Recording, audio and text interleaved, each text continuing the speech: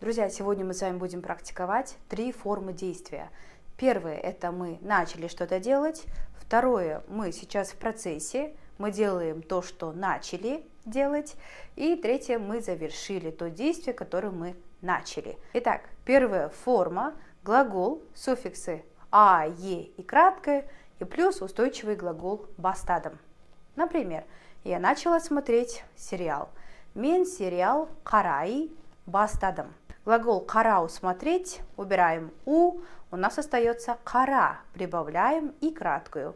«Карай» прибавляем устойчивый глагол бастадом.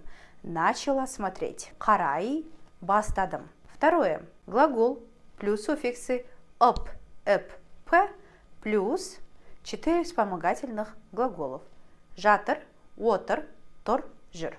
Например, я сейчас смотрю сериал, мен сериал «карап отырмын».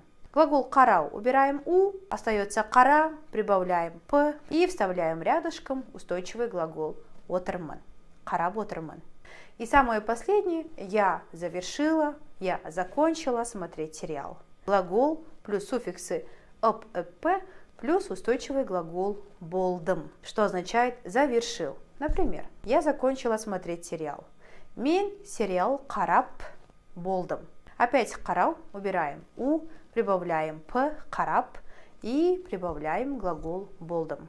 «Карап болдым». Итак, что у нас получилось? Я начала смотреть сериал. Мен сериал «карай бастадым». Я сейчас смотрю сериал.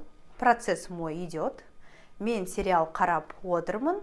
И процесс завершился. Я закончила смотреть сериал.